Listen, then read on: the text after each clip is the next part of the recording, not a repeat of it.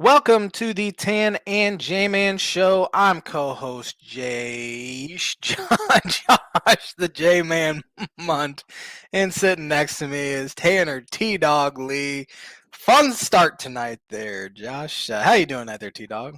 Doing good, Jay, man. 465 episodes in as of this one, and that was an interesting introduction of yourself. Yeah, it's a Monday, so I struggled with words on Mondays, but I tried to combine Josh and J-Man in one, and it didn't. Came out Josh, so that's where I'm at today. At least you got your name right. Barely, yeah, barely remembered that one. Barely, but no, we're doing good. Doing good, Jay, man. How are you? Doing all right. Doing all right. It's a beautiful day here. Just beautiful. 70 degrees, like room temp outside. It's cool. If somebody doesn't like the weather, the fall weather in late September and then most of the months of October, something's wrong with you. Yeah. It's just perfect in my opinion. Perfect. Absolutely perfect. But we got a lot to discuss tonight. We got MLB playoffs going on, the conference series. We got big college football news as James Franklin is out. Penn State, Indiana gets their biggest win probably in the history of their football program. We got always stuff to talk about with the NFL. A lot of games to pick, a lot of confident points to get wrong and throw out there. So should be a fun show. Yes, sir. Should be a fun show. But first, I have some birdie or bogey trivia for you, and I don't like this. I got to be honest. I feel like it's lazy, but I was struggling to find a question. So I'm like, I'm not going to reinvent the wheel. I'm just going to change the question up a little bit from one of your things you gave me a couple weeks ago. You did Purdue quarterbacks. Or was it running backs? I gave. I think it was running backs for. Yeah, and you gave Evan. Quarterbacks was Evan. Yeah. Yep. Well, I'm giving Miami Dolphin quarterbacks. No, geez. The top 5 Miami Dolphin quarterbacks as far as passing yards is All right. concerned all time. So 1 through 5. Oh, passing yards. There's no way. Yep, 1 through 5. As a Dolphin, I should say, not their total NFL career, just as a Dolphin. And I have to get them all in order too, right? Yep. Just give me a bogey already.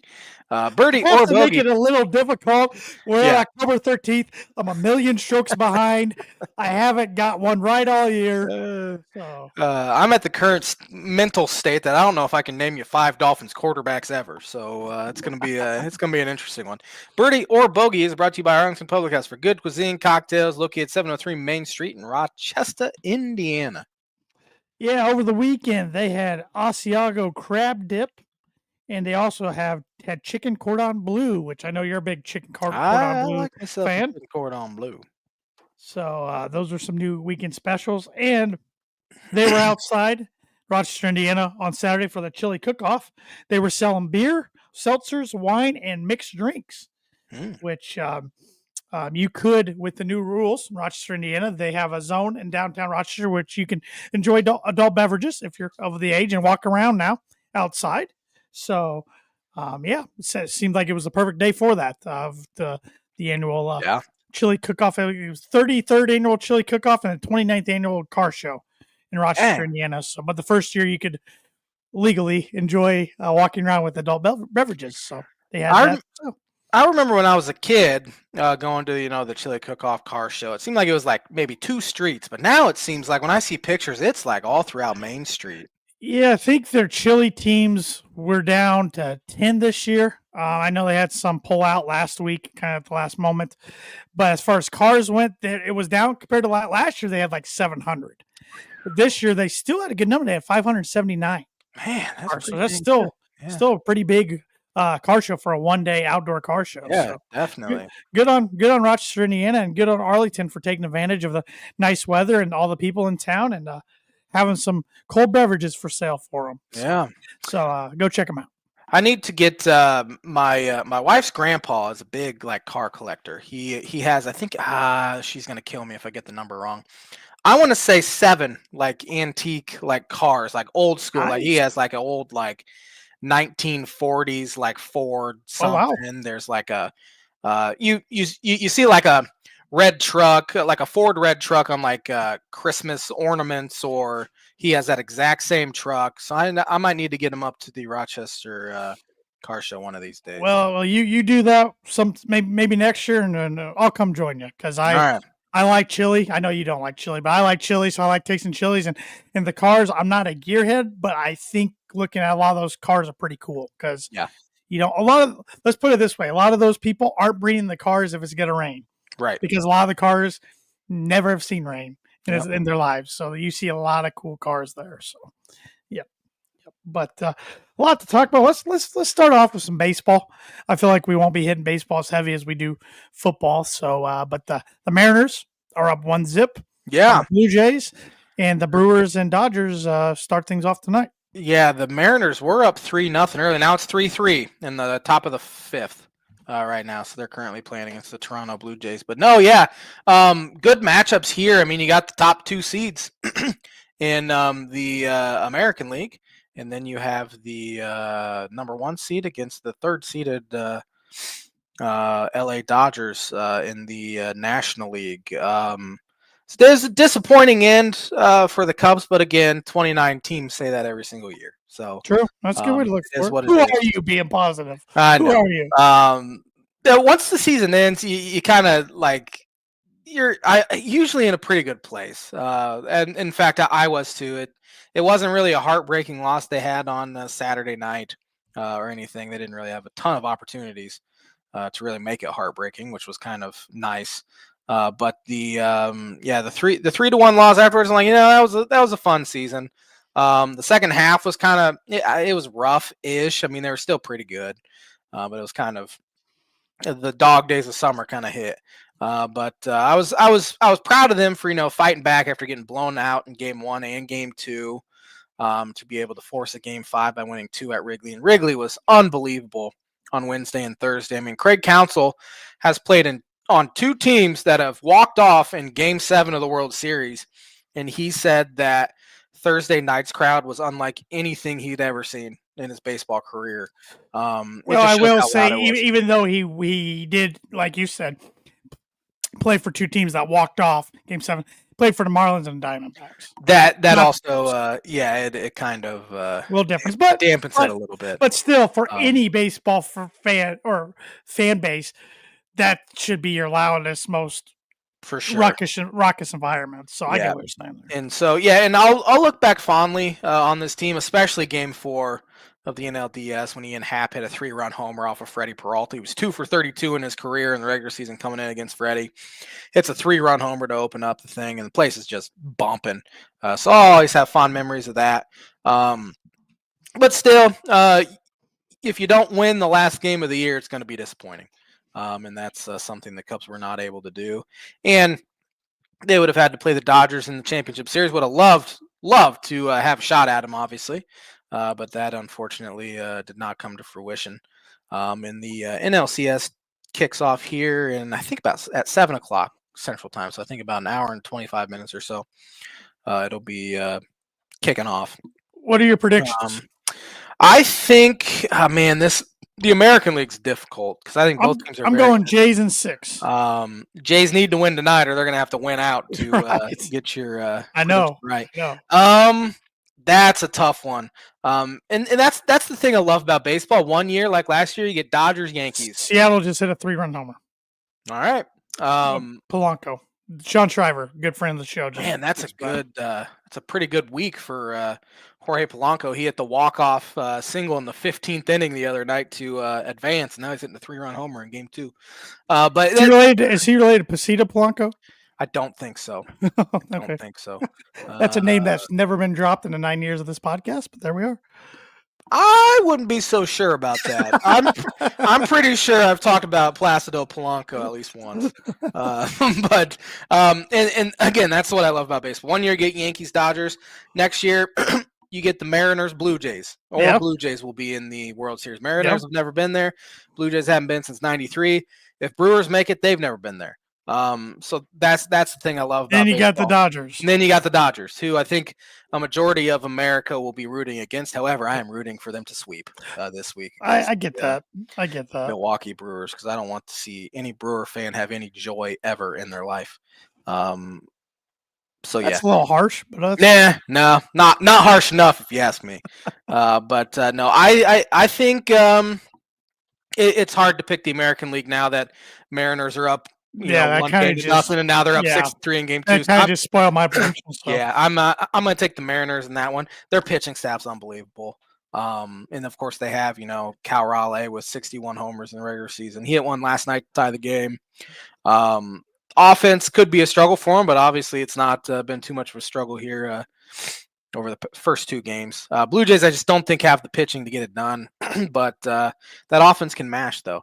And then in the National League, I think the Brewers win a couple, but I don't think they're good enough to withstand a 7-game series I'm going Dodgers in with 7. the LA Dodgers. I'm going Dodgers, and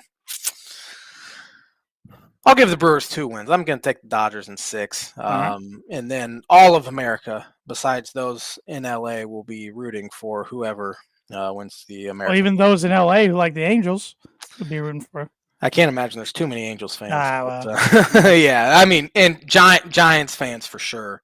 yeah, Well, I guess that's not LA. That's California, though. maybe those fans in Sacramento, if they're still A's fans. Maybe. I don't know. There'll be a tiny section of LA that's actually rooting for. There you go. There you go. For the Dodgers. Everyone else should be rooting against. Yep. Should be rooting against them. Yep. Of course, I'm sure there's people that hate the Mariners that live in Seattle or something, and that's how I was with the Colts all those years. I had to root against them because I hated them so much, even though they had no bearing on my team because my team stunk.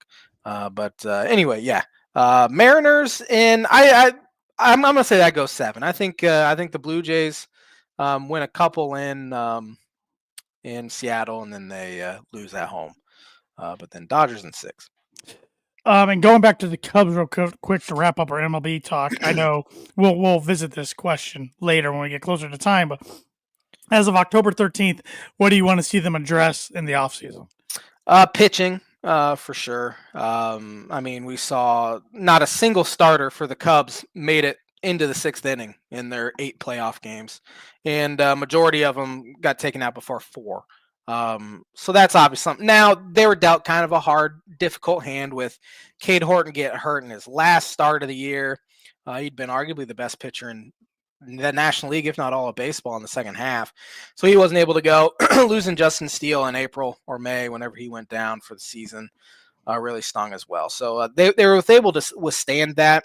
Colin Ray was fantastic as kind of a 5th starter swingman type, and he really stabilized the rotation when Steele went down. And he ended up having to throw the bulk innings on Saturday, which that kind of shows you how bad the Cubs pitching was at that point. The big storyline will obviously be Kyle Tucker. Will they sign him? Won't they sign him? I have no idea. He had a bad second half. He dealt with injury issues. I don't know. His personality doesn't give you a whole lot as far as, is he happy? Is he unhappy? Sort of deal. So you don't really know what's going on. Obviously, money talks. So it'll be interesting to see the kind of deal he gets. I think the Cubs, honestly, it'd be absolutely stupid to do it, but I think they're going to try to run it back for next year and keep kind of the same payroll, which would be a colossal mistake because you saw how close you were to get to a championship series, World Series this year. You're going to lose Kyle Tucker. Like that's my prediction is he signs with someone else. I don't know who that is, but I don't think he'll sign back with the Cubs. And then they're just going to try to run it back with a combination of Owen Casey at DH or Moises Ballesteros at DH, 2 young guys that they need to be good right away in order to kind of match the production that they will have lost in Kyle Tucker. Now, with Kyle Tucker having a bad second half, maybe he's willing to sign, if his market's not great, a deal kind of like Cody Bellinger did a few years ago with a couple opt-outs. So that could be definitely intriguing for the Cubs. It would not be as ideal for him, but I think somebody will give him $300 to $400 million, regardless of if he's worth it or not. It was kind of it was a real bad end to his tenure with the Cubs should he not sign back. But I liked him, and he was their best hitter in the first half for sure. But yeah, pitching is obviously going to be number one, which for a lot of teams it is. The free agent market's not great because a lot of guys have been starting to sign sign extensions before they get to free agency. So it's not a great free agent class. So they're going to have to trade from their farm depth, and the issue with that is they don't have a ton of farm depth to trade from. So could be a boring offseason for the Cubs. I haven't read anything about the Cubs offseason from any insiders, nothing. This is just my prediction for them going forward, and they can really ill afford to be to have it be a quiet offseason. They really, now's the time. You have these young guys to build around, and Horton, Shaw. We saw what Moises Ballesteros can do. Pete Crow Armstrong, obviously. Daniel Palencia in the bullpen. Now's the time to go and make some more splashes and shore up this roster to be a legitimate World Series contender to win a division that you haven't won since 2017. And hopefully Tom Ricketts gives Jed the monetary funds to do this, but that has remained to be seen over the past couple of years. Well, it'll be interesting to keep our eye on it, and I'm sure we'll be talking plenty more baseball and Cubs when we get to those winter meetings. Yes. Yep. But do you want to get educated? Always. I need it. You and me both. All right, let's talk about some sporting events that have happened on October 13th.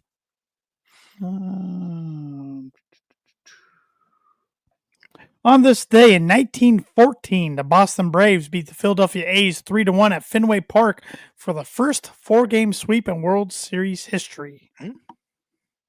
The Miracle Braves were last in the National League on July 4th. Wow. That is a miracle.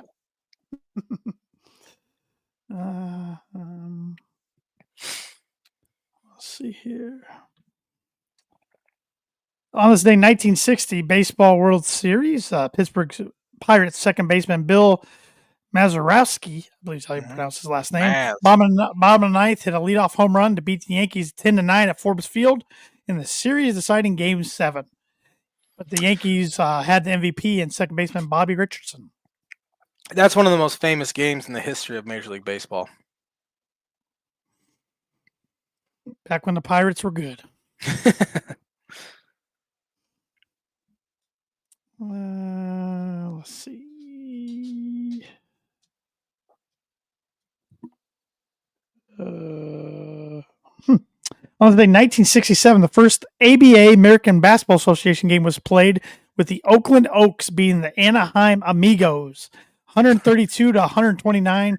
Red, white, and blue ball and 3-point field goal were introduced. That's awesome.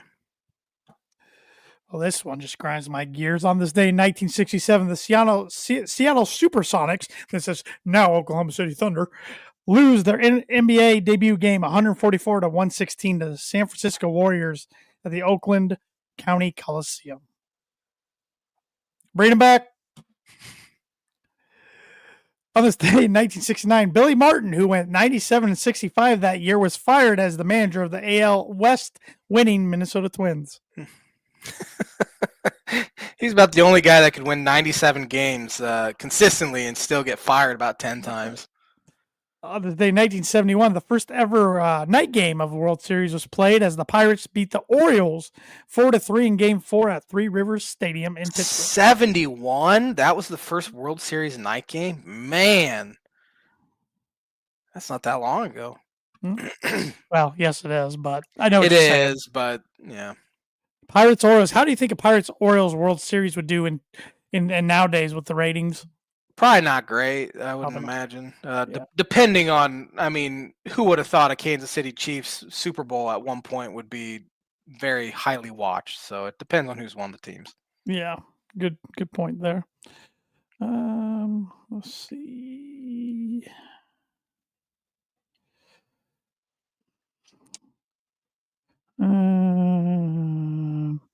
On this day, 1991, who won the American League Championship? 91. That was the Minnesota Twins. The Twins beat the Blue Jays 4-1.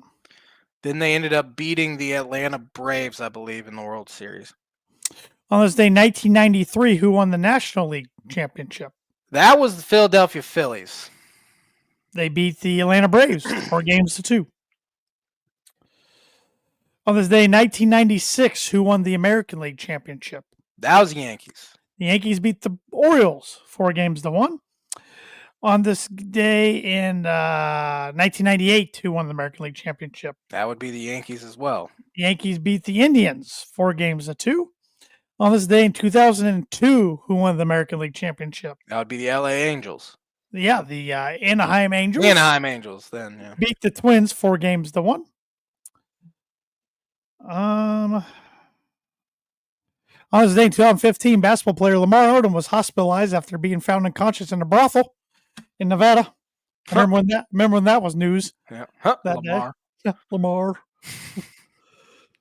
And on this day in 2019, Simone Biles became the most decorated gymnast in history when she won her record 25th medal at the World Championships in Germany. Pretty good.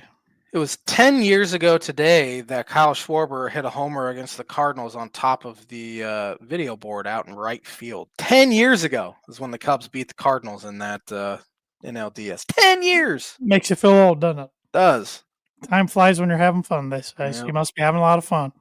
So, and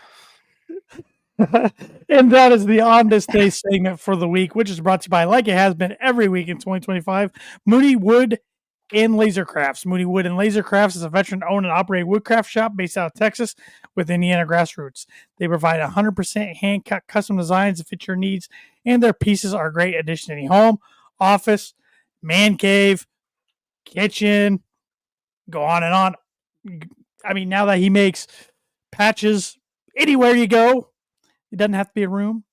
See some of their recently completed projects by visiting them at Moody Wood and Laser Crafts on Instagram and on Facebook. And if you let them know the Tan and J-Man Show sent you, you get 15% off your first order. Christmas is right around the corner. It is now, yeah. We are almost 2 months out. Now, so, now's the time you got to start looking. Yep, I just thought about that today. I'm like, I got to start thinking about Christmas shopping because the older I get, I don't like to wait to the last moment. I used to be a last moment shopper for Christmas stuff, but they make it so easy to be a last minute shopper with Amazon and all that, especially it shows up on your door the same day you order it. So it makes it easy, but at the same time, also stressful though. Definitely. So yeah, I don't like to stress. So no, you want to get it over with early. So it makes anything Thad does with Moody Wood and Laser Crafts makes a great Christmas gift for any loved one or friend. So hit them up. Tell them Tan and J-Man Show sent you get 15% off. And like I said, go check him out on social media on Instagram and Facebook and his website, Moody Wood and Lasercrafts.com. So makes good stuff.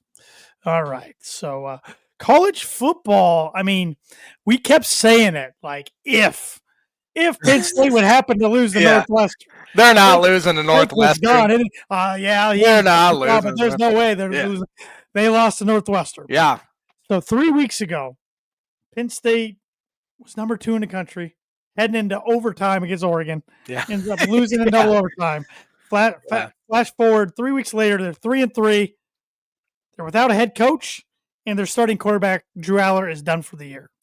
Yeah, things happen fast. Life come at you fast. Yeah, I mean they were still like just as you said that was just 2 weeks ago, right? I mean 3 weeks in the season, 3 games, I should say. But really only 2 weeks ago, they were still talked about as being a national title contender. And now, James Frank, I want to come up with a nickname for him, like the anti-big game James is what I want to call him. Small game James. Franklin could never win the big one, and now he started losing to 2 of the worst teams in the Big Ten. I mean, you're 20+ point favorites back-to-back weeks, and you lose games. And then I think the loss to UCLA was bad, but like, all right, it was on the road. They're not going to lose at home to a bad Northwestern team, and they did it, man. In Death Valley, you knew that was the nail in the coffin, and sure enough, just less than 24 hours later, he gets the boot. So now Penn State's going to be in the job or the coaching search market, which they haven't been since 2014. So it's been a long time. There's been some interesting names that have been bandied about One, Bruce Feldman, who's a college football insider writer, he said the top two names in their search are Matt Rule and Kurt Signetti. Sure. Um, You give them both a call. You have to. for sure. Matt Rule's a Penn State grad. Played there. That's that's what I just say. He's a Penn Oh, State just grad. grad. Well, I was just yeah, I mean, everybody knew that he played. I mean, that's some assumed, I guess. Yeah, sorry, I could have worded that better. And then Kurt Signetti is from Pittsburgh, and he coached in Pennsylvania before, so there's at least some ties. He's an older guy. I think he's 65 or Yeah, so, 64, 65. But he wins. I mean, he really does it. he But definitely wins. Matt Rule would be funny because James Franklin's one bugaboo is he could never win the big one. Yeah. And Matt Rule has lost 16 straight to the top 25. So that'd be a hard sell to the fan base. And Clark, what's his name? Lay of Vanderbilt.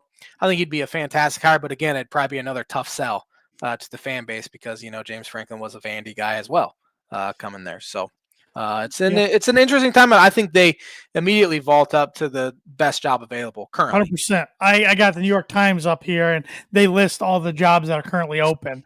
They have Penn State at number one, and I should note James Franklin in his tenure at Penn State went 104 and 45.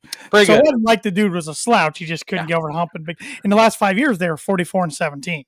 I mean, my goodness, he did that at Purdue University. The university probably changes their name. And I'm calling it right now. I think Franklin gets a job next year if he wants one. Watch him turn into a guy who can get it done. Yeah, as far as the big game wherever he goes. Hilarious. I did read that there's a clause in his contract. I forget what it was called, but he has to be actively searching for a job in order to get the full buyout. So yeah, I think he'll get a job immediately. I think he'll get a good job immediately. Maybe even like a Virginia Tech, which is open, would be interesting. Yep, they list Penn State at number one job, Arkansas number two, that has a 29 and 27 record. UCLA they rank as third. Last 5 years, 30 and 24 record. Oklahoma State at 4. Last 5-year record is 33 and 24. Virginia Tech at 5. 5-year record is 23 and 31.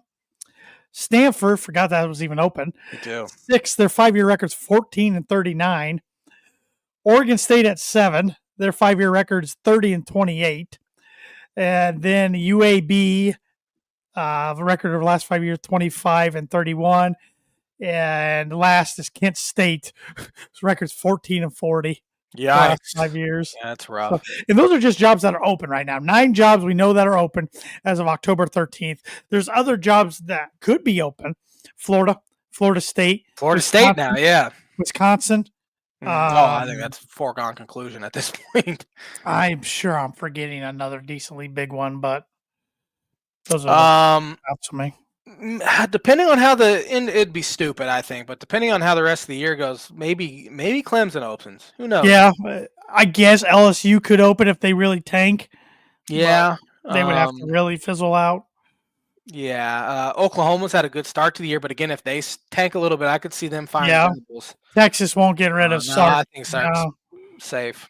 Do you think Moore could be in trouble in Michigan if their season really goes downhill? I could see that. Yeah, he kind of seemed more like a placeholder than he did a long-term fit anyway. So yeah, I could absolutely see that. I mean, maybe Iowa opens. Maybe. I could see Kirk.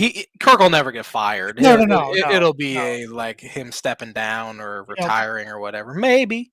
They've had a pretty solid season so far. No one's really talking about them, including just beating Wisconsin 37-0, which I think that was a nail in Fickle's coffin to get shut out. Surprised we haven't got news already about it. I agree. Yeah. Yeah, you can't wait around anymore for 4 years for a coach to turn things around. You got to make moves real quick. But I would imagine, depending on how the rest of the season goes, that Fickle's probably gone. I can't. They're not going to win too many more games. No, I think we were just I think maybe last week or maybe over the weekend we went through their schedule, and maybe 3-9, maybe 4-8 if they're lucky. So yeah, other than that, we could see like Oregon open up if like Lanning takes an NFL job or something. Iowa State if Campbell takes or he's another name I've seen float around there for Penn State. Yeah, I think that'd be a pretty good fit. I've seen Manny Diaz float around. Of course, he used to be their DC. He's doing good things at Duke, but I don't think Penn State. I think that'd be like option C, D, Yeah, E because he didn't probably. do well at Miami, Yeah, didn't do and well at that's a Penn Miami. State Miami. program. He did pretty well at Temple. Yep. So did Um, Rule. and so did Rule. Yeah, and Rule's a proven program builder. I mean, Sure. Temple was garbage before he got there. Turned Yep. him into like a BCS contender Yeah. there for a while, and then Baylor took over a dumpster fire after the Yep. Art Briles thing. I Yep. think his first year there went 1-11. His third year there, they won 10 games. Yep. So he's done it. He was a disaster in the NFL, but I mean we've seen that A happen. lot of people are. Yeah, it'll be fun to kind of watch play out. I think Rule would be more likely to land there than Signetti. I agree. I could see Signetti use it as some leverage He because, should. and I think Indiana will match whatever anybody throws out there. I mean, which is crazy because I mean he could become one of the top 5 paid coaches in all college football here pretty quickly. Probably deserves it, honestly. Yeah, yeah. Yeah, yeah. I don't like the guy, of course, I can't as a stand it. Purdue fan, but Yeah. he's very arrogant. But the dude wins, and what he's done these last 2 years has been pretty remarkable. I mean, lot of ball left to be played here, but on paper they should be favored probably every game. Yeah. And that's another thing. All it takes is the right hire. Yeah, I mean, you saw the wrong hire in Wisconsin with Luke Fickell. yeah, Went completely against kind of how they built to be a sustainable, good team. And look at him now; he's going to get fired in year 3. IU was a bottom feeder of the mm-hmm. Big Ten almost every single year. I mean, Tom Allen had a good year once in a while. Well, that 2020 year, but that was such a fluky season Right, that was overall. fluky. That's what made him stay so long because he gave him a contract extension. And now, Sigs is now, number 3 team in the country, Indiana, and they look every single bit of it too, going on the road. And really, I thought they really handled Oregon. I mean, we watched that entire game together. They really handled them, and the only reason why it was all that close is because Oregon had a pick 6 there in the third quarter to tie it. Indiana looked every bit the part of a national title contender, and I have a hard time really believing it, even though they were last year, and now this year they're even better. Well, last year they were a playoff contender. I wouldn't put them at national title contender, especially with the way that Notre Dame game went. But this year, I think you got to look at them. I mean, they proved the moment's not too big for them. Mm-hmm. And I thought Signetti coached better than he had. Like last year against Ohio State and even Notre Dame, I thought he looked a little scared of the moment a little bit. He didn't yesterday. Even they looked a little timid against Iowa, but they made enough plays late to win that game. They looked all the part on Saturday, as much as it pleased me to say. And I didn't realize their defense was so good until I watched them Saturday. Yeah, I hadn't really watched them this year. I watched them a little bit when they played Illinois, but other than that, I hadn't really watched them because they hadn't really played anyone, honestly. Right. And their non-con was a joke, and I thought, and they kind of struggled against some of those bad teams too. Like Dominion out of the gate, they didn't wipe the floor with them by any means. Yeah, and now, going on the road to Oregon is that's as an impressive of a win as you could possibly have in the Big Ten these days. So really is. Yeah, kudos to them. As much as I don't, and it puts Oregon on the ropes where I don't know if they can afford another loss. Yeah, especially after losing at home. That kind of does put more pressure on you. I don't know what their schedule looks like the rest of the way. Let's see. They filled at 8th. I know they're at Rutgers this week, which that's a long road trip. I guess you never know. I mean, we did. Let's see what Oregon's schedule is the rest of the way here. I mean, they're still talented enough; they could still win it all. But they'll be favored. So they're at Rutgers, Wisconsin at home, at Iowa, Minnesota at home, USC at home, at Washington. So they avoid Ohio State. I would say, looking at that schedule, they likely win out, but likely, and that'll get them in for sure. That'll probably potentially put them in the Big Ten title game. Could. Yeah. So Indiana's up to number 3, highest I think I want to say ever been ranked or tied for their highest ranking in school history. Either way, you gotta go back to the 60s. But number 1 team in the country still is from the Big Ten, Ohio State. They look really every bit apart. They're really good. Illinois hung in there for a while, but they opened it up. Yeah. Illinois did about everything you possibly could to lose that game because I think they ended up outgaining them. But you turn it over twice, or I think they turned over 3 times. Their punter accidentally took a knee when he was going down to catch it, which put Ohio State in good field position. I don't recall seeing that hardly ever happen. I don't. Yeah, I obviously it only happened in the college game because Right. you're down immediately. Right. But yeah, very. I remember seeing it at least once or twice before. Yeah. But not too often. So that was just kind of a little bit of bad luck, a little fluke there. But yeah, that Ohio State defense is ridiculous, and I think they might even be a better team this year than they were last year. I think you're right. They have so many weapons on offense too. Yeah. And speaking of outgaining your opponent by yardage but turnovers killing you, that's what happened to Purdue Boilermakers. I mean, I'm still fired up about their loss Saturday night. They outplayed Minnesota. Mm-hmm. Led the whole game until 7 minutes left. I mean, I pulled into our garage and it was third down. Purdue was up 7. By the time we got all done, turned on TV, Purdue still only up 7, and Minnesota has the ball. Well, come to find out, Purdue missed the field goal. 40-some yard field goal would have got them up 10. Minnesota goes down, scores in a drive that they converted a fourth down. Purdue had two face mask penalties on third down. And then the very next drive, Purdue throws a pick 6. Yeah. And then Purdue drives all the way down to try to tie the game and can't convert. Purdue outgained them by 200 yards. 400 something to 200 something, and it was 4 turnovers, and the defense only created 1 turnover. You can't win games like that. And I felt like they shot themselves in the foot a little bit the week before against Illinois, but this time was like blowing their foot off, type shooting themselves in the foot. And now they travel to Northwestern this week in another game. The 3-point underdogs, but you think they got a chance, but man, it was like I almost want to say Northwestern is a must win already for Barry Odom to keep the fans interested for the rest of the season. Yeah. If that makes sense. The non-diehard fans, I guess.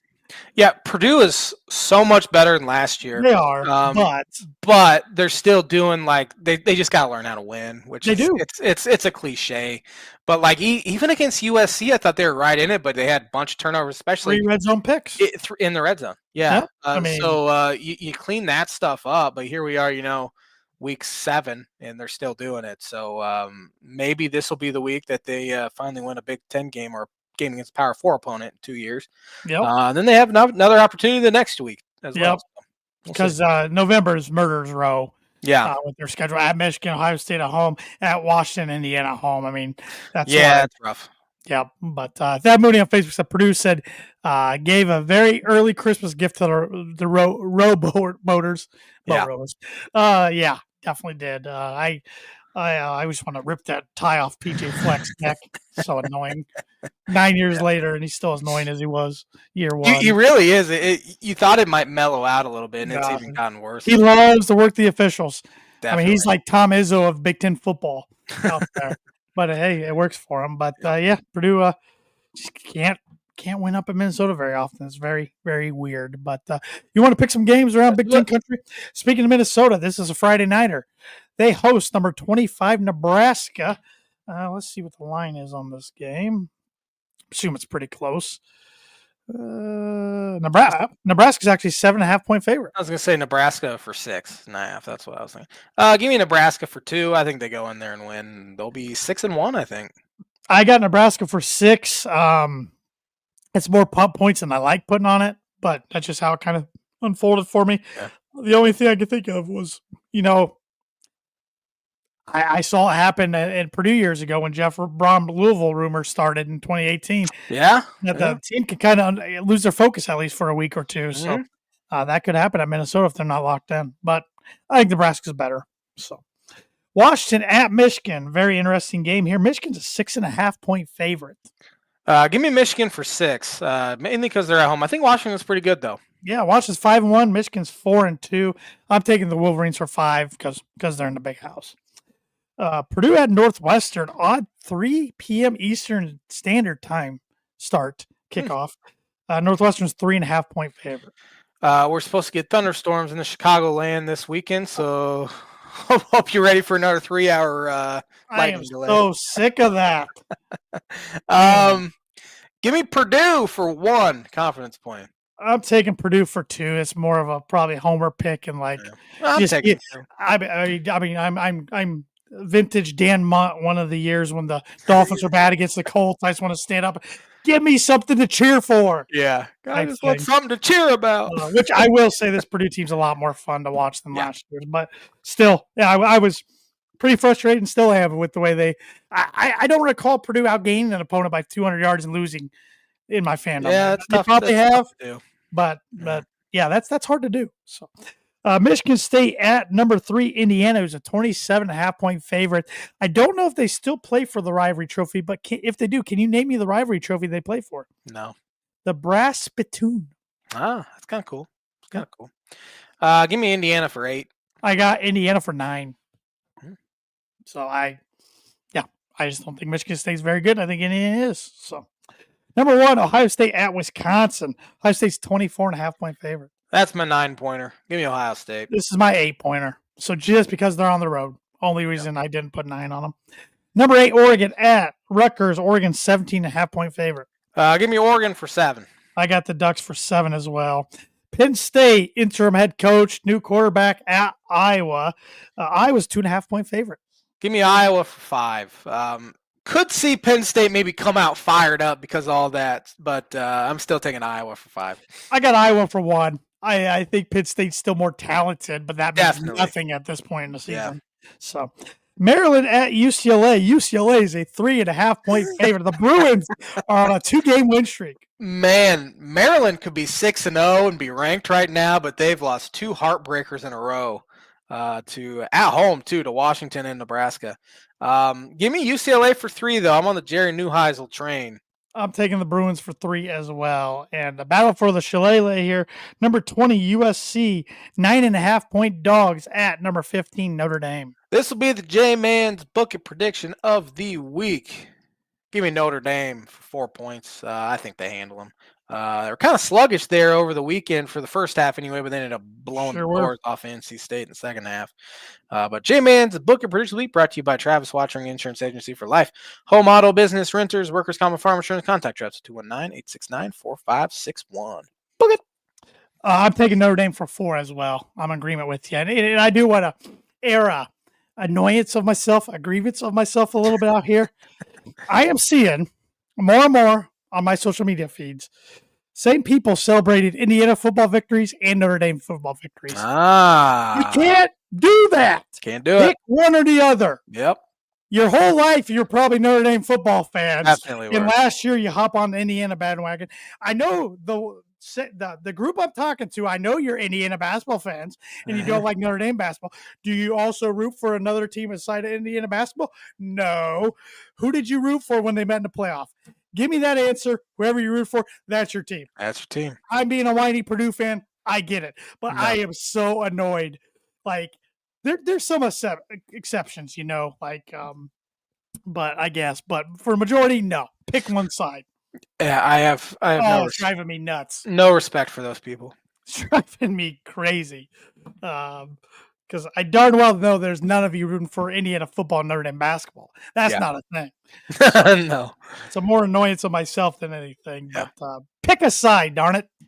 So, all right, top 25 games. Jeff Brom and his 4-1 Louisville Cardinals travel the number 2 ranked Miami, Florida Hurricanes. This is Friday night. Crazy things happen on Friday night. Miami's a 13.5-point favorite.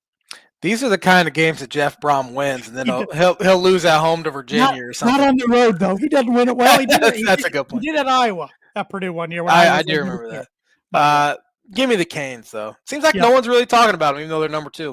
Nope. I think Miami wins. SEC ranked matchup number 10 LSU travels number 17 Vanderbilt, who's a 2.5-point favorite. Give me LSU. I haven't watched a single SEC game. I hate that football. I don't know what it is. I just can't stand SEC football watching it. Yep. I'm taking LSU as well. Number 12, Georgia Tech 6-0 at 4-2 Duke, who is a 1.5-point favorite in this one. Give me Duke. That Illinois win at Duke's looking pretty good now because Duke's gone on. They've beaten NC State, then they went on the road and destroyed Syracuse. Give me Duke at home. I will take Georgia Tech to be different there. Thad Mooney on Facebook. To that group, rooting for both. It's easy to win when you don't move your back row. Yeah. Fair enough. Oklahoma, number 14, suffered their first loss of the year to arch rival Texas at 3-3 South Carolina. Oklahoma's 5.5-point favorite. Talk about a disappointing year for South Carolina. Coming to the year ranked, what was it, 11th, 10th, or Mhm. 11th? I didn't really buy them. Give me Oklahoma on the road. I didn't buy him either. I'm taking the Sooners. Number 5, Ole Miss, who escaped, which would have Yes, been a they did. huge upset of Washington State. 6-0 at number 9, 5-1 Georgia, who is a 7.5-point favorite. Give me Georgia. I'm taking the Dogs at home. Number 4, A&M, 6-0 at 2-4 Arkansas. A&M 7.5-point favorite. No one's really talking about A&M either being 4-0. Give me the Ags. I'm taking the Aggies as well. Number 7, Texas Tech, 6-0. 11.5-point favorites on the road at 4-2 Arizona State that I will say have been a disappointment this year. Yeah, they missed their quarterback was out this week. Yeah, His name yeah, was. he's been out. Yeah, But give me the upset. Give me Arizona State. I'll take Texas Tech. I think they're pretty darn good. They've spent enough money to be good. Mm. Number 11, Tennessee 5-1 at number 6, 5-1 Alabama, who's an 8.5-point favorite. Give me Bama. Seems like they're starting to hit their stride a little bit. Yep, I like Bama as well. Number 16, Missouri, who lost a tough one to Alabama. 1.5-point favorites at 3-3 Auburn. There's a job that could potentially open as well. Yes, I think that job will open depending on how the rest of the season goes. But give me Auburn. That'd be a big one for them. I think the Tigers win this game. I can't. Yeah. But I'll take the Missouri Tigers over the Auburn Tigers. I will never pick Missouri in anything. I know you won't. And this is a fun rivalry, the Holy War. 5-1, number 23 Utah at number 15, undefeated 6-0 Brigham Young University that nobody's talking about. But Utah is a 3.5-point favorite on the road, on huh? The road against an undefeated team. Give me the home underdog. Give me BYU. Yep, I'm taking the Cougs. But that I always like. Well, for one, it's a late game usually. I always like watching that one. That's usually a pretty intense rivalry there. It's usually high scoring too. Yep, but some good games. Some good games for the Saturday slate Definitely. this week. So, anything else you want to talk about college football related? Nope. All right. Well, let's move on to the NFL, which we are six. Well, as of after tonight's Monday night doubleheader, which next week is the last week for that. I looked it up. I don't know why we're having so many of these weeks of these doubleheader Monday night things. And next week, the second game's at 10 between the Texans and Seahawks. I would hate to be a fan of either of those. I've been there before, but usually on a week one opening night. I remember that. Always a loss. But anyways, we are 6 weeks under the belt after tonight. It's crazy to think. And we're really starting to see some movement. We saw Callahan fired today at Tennessee, which it wasn't very long. Dumb because they weren't going to do anything this year anyway. So fire him after the year. I don't know what that accomplishes. I think there's some other coaches like Aaron Glenn's probably in trouble. I would say so. Year one, yeah. What he did yesterday before half, I just don't understand. What he did yesterday at the end of the game was even stupid. That too. But there's some other coaches that are probably in trouble. But anyways, 3 winners, 3 losers for week 6. My first winner is the Tampa Bay Buccaneers. I would say they're one of the best teams in the NFC. I love Baker Mayfield. They kind of, I don't think that Niners team is that great, but still, they handled them pretty good. I think Baker's MVP right now. I do too. Yeah, he's putting up huge numbers. My winner, go back to Thursday night, the New York Giants. Yeah. Beating the Philadelphia Eagles, the defending Super Bowl champs at home, 34-17. And Jackson Dart played pretty well. Scatterboo was a beast. Giants have proved they're tough at home. They can't win on the road yet. Hopefully that continues this week for my sake. But they're tough at home. They beat the Chargers and Eagles now at home. 2 teams that I think are playoff caliber teams. So give me the Giants in the winner category. My second winner is Carolina Panthers. Back-to-back weeks, they're at home, but they're at 500 for this late in the season for the first time. What feels like forever. Rico Dowdy, whatever his name is, back-to-back 200-yard games. Like he's Chubba Hubbard's gotten Wally pipped. Mm-hmm. Sure has. I am taking the Kansas City Chiefs. Yeah, I hate them. That was a good win over the Lions. Now the Rice is coming back. It's just the rich get richer now with weapons. But it's it's hard to go to a whole NFL game without a penalty. Kind of funny. The one team that does that's Kansas City, isn't it? Yeah. What a Yeah. joke. What a joke that is. But good win for them, though. Yeah. My last winner here is New England Patriots. I mean, it's kind of just piggybacking off of their Sunday night victory last week against the Bills, but they're 4-2. Mike Vrabel, he's a tough SOB, and I wish my favorite team would have hired him. Yeah, he's a culture creator, isn't he? He's tough. Tennessee should have never fired him. That was stupid.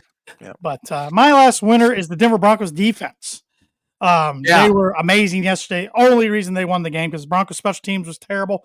Offense was terrible in the second half. Sean Payton's play calling was awful. I don't know what he was trying to do in the second half. I felt like he's like, well, I know our defense can win us the game, so I'm not even going to be very aggressive. And it's like, well, it almost backfired on you, buddy. Yeah. Probably should have. But the Broncos defense had 9 sacks. Yeah. Justin Fields completed 9 passes. The Jets didn't have 9 first downs. How many sacks does Denver have on the year now?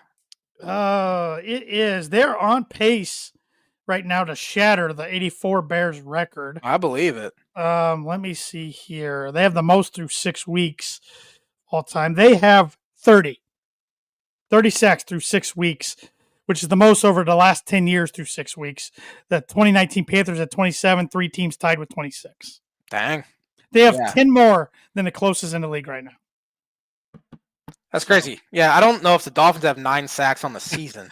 Well, it's been fun to watch Jonathan Cooper and Nick Benito almost try to beat each other to the quarterback. It's kind of like Von Miller and DeMarcus Ware in 2015 trying to beat each other to the quarterback. So that reminded me of 2015 defense. And shout out to Vance Joseph. You know, I was as him as a head coach, critical on him when the Dolphins a few years ago put up a 70 spot on him. I was calling for his head, and he's turning it around. And if that dude doesn't get a head coaching job soon, a second chance somewhere, I'll be pretty surprised. Yeah. I think I said this over the weekend after that Dolphins-Broncos game. Neither team's been the same. Broncos have been good and Dolphins have been bad. They kind of flipped. Yeah, kind of flipped. First loser, I am going to go with the Jacksonville Jaguars. Yeah. I have a big win, Monday night win against Kansas City, home in a game against Seattle, who's on par with you, I think. You got to win that game if you want to be taken seriously as a division contender, and they didn't look very good. 100%. Philadelphia Eagles, back-to-back weeks that offense has looked terrible. Obviously, Denver has a great defense. I don't think the Giants do, though. And then today, the Eagles' best pass rusher, Zadarius Smith, decided to retire. He was leading them in sacks and pressures and all that, and he just decided to up and retire in week 7. Yeah. My second loser, Dallas Cowboys. The Panthers have been impressive, but man, here we are again, another year where the Cowboys are overhyped coming into a year, and they just year in, year out, nothing changes. Dak Prescott's been playing well, but that team can't find it. So Cowboys. NFL and Europe. The games haven't been good. I mean, yesterday's game was bad, boring. But it used to be fun. Like you get 2 or 3 games a year, and you get to wake up at 8:30. All right, awesome. We get football on. Now it's every week. I don't even watch them anymore. I just think they're boring. Got another one this week. I know, and Did you see what Goodell said? Eventually, I mean, this would be years down the road where he wants every team to play one international game. I hate it, man. I cannot stand it. That's gonna be all over the place. That's gonna be every continent. Yep. Last loser. Sorry, Jay, man. I got to throw the Miami Dolphins in this category. And not even so much how they lost, even though they should have had Herbert sacked, darn it, because I wanted to lead the AFC West. Twice. They should have sacked twice. Back-to-back plays. But and one guy was trying to credit Herbert. I'm like, that's more the lack of what the Dolphin guy did than Herbert. But it was more even that then your captain comes out and lays out some dirty laundry. Just not good. Just not good. Gutless losers. My last loser is the New York Jets. Aaron Glenn probably should be fired. Instead of kicking a 62-yard field goal to try to take the lead, they go for it on 4th and 8 with a quarterback that can't throw with a terrible offensive line. It's the best pass rush in the NFL. Kickers, 62-yard field goals are no longer scary in the NFL. Kickers have made 73% of their kicks of 50 or more yards the past 2 seasons. Back in 1970, they made 73% of their kicks under 50 yards back then. So kickers are almost dang near automatic these days. Jets stink. Aaron Glenn stinks. Yeah. If I'm Dick Folk, I'm a little mad that my coach didn't have trust in me. They at least try it. So And Nick Folk's old, and he probably hits it short. probably But still, he hadn't missed a kick all year. Give him a shot. It's a better shot than having Justin Fields try to pick up a 4th and 8. yes. Now, the point would have been moot if Garrett Wilson would have just caught that pass right on the sideline at the end, which was a good play by the DB. But Garrett Wilson, yeah, Hufunga, and then Cooper saved him back-to-back plays. So. Blind ranking, real quick. I have Broncos quarterbacks that have started at least one game since they won the Super Bowl. Oh my! So starting with your boy, you had a former Jersey of his, Paxton Lynch. I gotta put him last. I gotta put him at 5. I mean, for a first-round draft pick, he started, I believe, 4 or 5 games. Was terrible. Bad. Yes, so I know there's probably some others that have started one game that were technically worse, but first-round pick. So I got to put him at 5. I remember watching that draft with you in my tiny little apartment. You got a fist pump out of you. I pumped that one and I booed Garrett Bowles. I wish I could have those over. I remember that. Brandon Allen. Oh, Brandon, he actually played it decent. Remember they got up big at Minnesota and then they choked. I remember that one.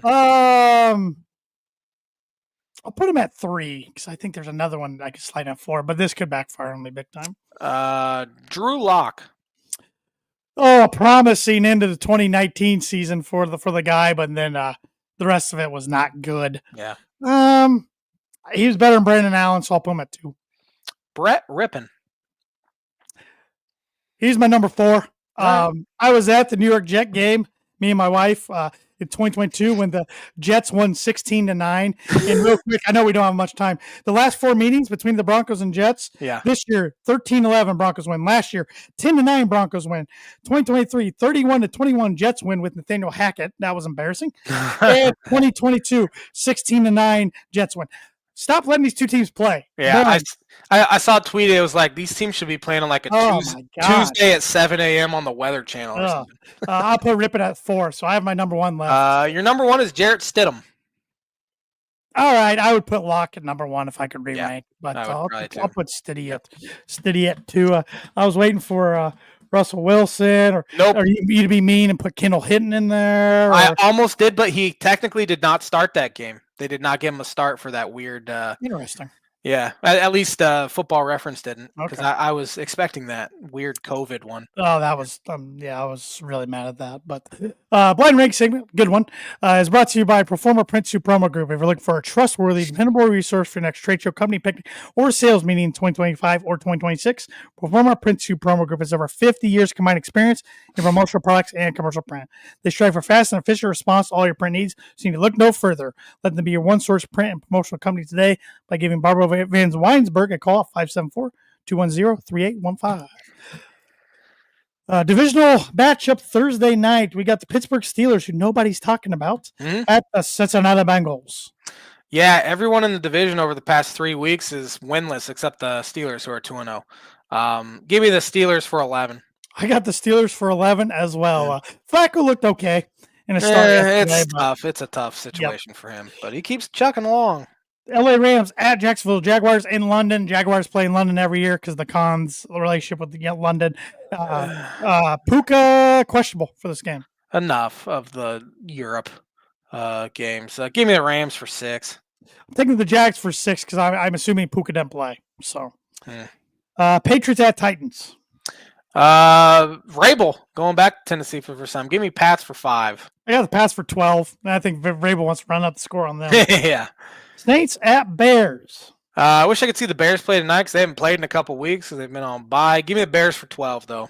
I got the Bears for 8. I think they take care of business at home no matter what happens to them at Washington tonight. Miami Dolphins at the Cleveland Browns. The whole country will be watching this one. If the Dolphins lose this one, I think McDaniels is fired on Monday. That's my thought, and I think they do. Give me Browns for 3. I got Dolphins for 3. Dolphins are they're better, but yeah.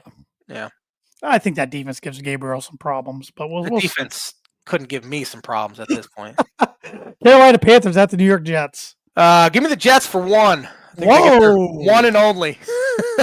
They should be fired up this week. If not, God, they're favored actually. Believe it or not.